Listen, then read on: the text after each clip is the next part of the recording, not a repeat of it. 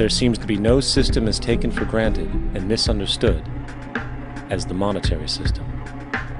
Taking on nearly religious proportions, the established monetary institution exists as one of the most unquestioned forms of faith there is. How money is created, the policies by which it is governed, and how it truly affects society are unregistered interests of the great majority of the population.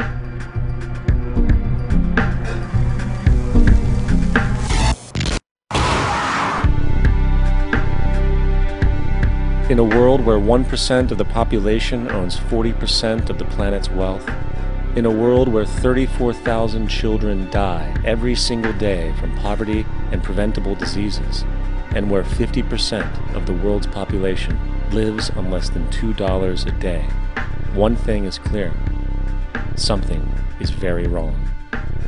And whether we are aware of it or not, the lifeblood of all of our established institutions, and thus society itself, is money. Therefore, understanding this institution of monetary policy is critical to understanding why our lives are the way they are. Unfortunately, economics is often viewed with confusion and boredom. Endless streams of financial jargon coupled with intimidating mathematics quickly deters people from attempts at understanding it. However, the fact is, the complexity associated with the financial system is a mere mask, designed to conceal one of the most socially paralyzing structures humanity has ever endured.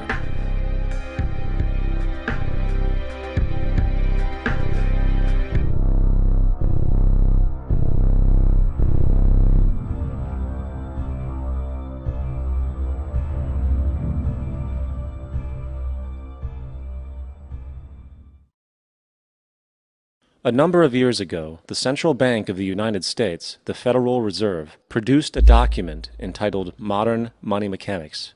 This publication detailed the institutionalized practice of money creation as utilized by the Federal Reserve and the web of global commercial banks it supports. On the opening page, the document states its objective. The purpose of this booklet is to describe the basic process of money creation in a fractional reserve banking system.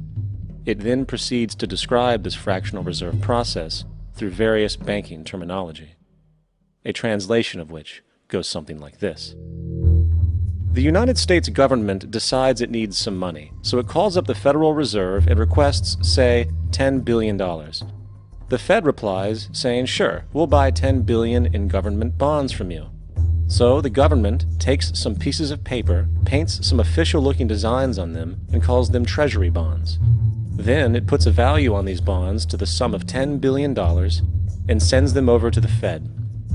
In turn, the people at the Fed draw up a bunch of impressive pieces of paper themselves, only this time calling them Federal Reserve notes, also designating a value of $10 billion to the set.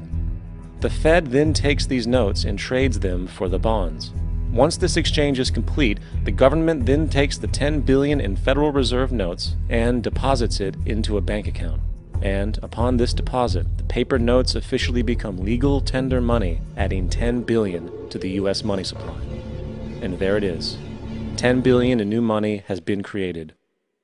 Of course, this example is a generalization, for, in reality, this transaction would occur electronically, with no paper used at all. In fact, only 3% of the U.S. money supply exists in physical currency.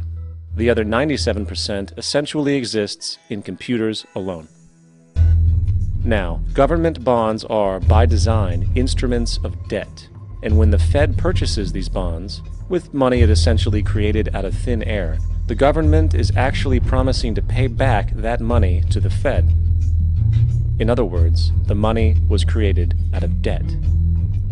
This mind-numbing paradox of how money or value can be created out of debt or a liability will become more clear as we further this exercise.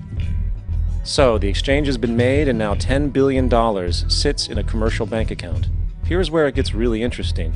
For as based on the fractional reserve practice, that $10 billion deposit instantly becomes part of the bank's reserves, just as all deposits do. And regarding reserve requirements, as stated in Modern Money Mechanics, a bank must maintain legally required reserves equal to a prescribed percentage of its deposits.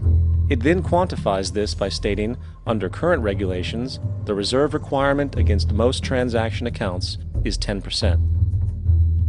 This means that with a $10 billion deposit, 10% or $1 billion is held as the required reserve, while the other $9 billion is considered an excessive reserve and can be used as the basis for new loans. Now, it is logical to assume that this $9 billion is literally coming out of the existing $10 billion deposit. However, this is actually not the case. What really happens is that the $9 billion is simply created out of thin air on top of the existing $10 billion deposit. This is how the money supply is expanded. As stated in Modern Money Mechanics, of course they, the banks, do not really pay out loans from the money they receive as deposits. If they did this, no additional money would be created. What they do when they make loans is to accept promissory notes, loan contracts, in exchange for credits, money, to the borrower's transaction accounts.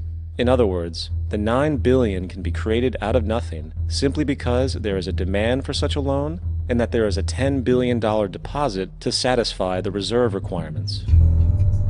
Now, let's assume that somebody walks into this bank and borrows the newly available $9 billion. They will then most likely take that money and deposit it into their own bank account. The process then repeats, for that deposit becomes part of the bank's reserves. 10% is isolated, and in turn 90% of the $9 billion, or $8.1 billion, is now available as newly created money for more loans. And, of course, that 8.1 can be loaned out and redeposited, creating an additional 7.2 billion, to 6.5 billion, to 5.9 billion, etc. This deposit money creation loan cycle can technically go on to infinity. The average mathematical result is that about $90 billion can be created on top of the original $10 billion. In other words, for every deposit that ever occurs in the banking system, about 9 times that amount can be created out of thin air. Money jitters? Ask the obliging Bank of America for a jar of soothing instant money, M-O-N-E-Y, in the form of a convenient personal loan. So, now that we understand how money is created by this fractional reserve banking system, a logical yet elusive question might come to mind.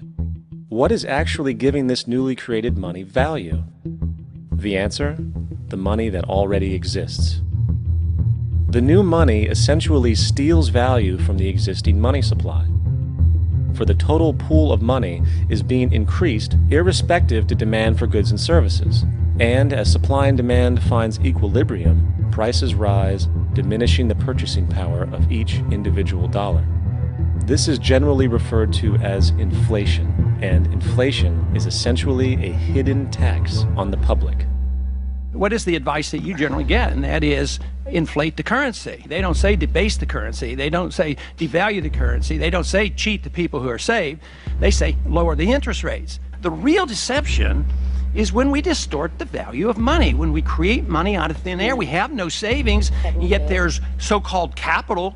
So my question boils down to this: how in the world can we expect to solve the problems of inflation, that is, the increase in the supply of money, with more inflation? Of course, it can't.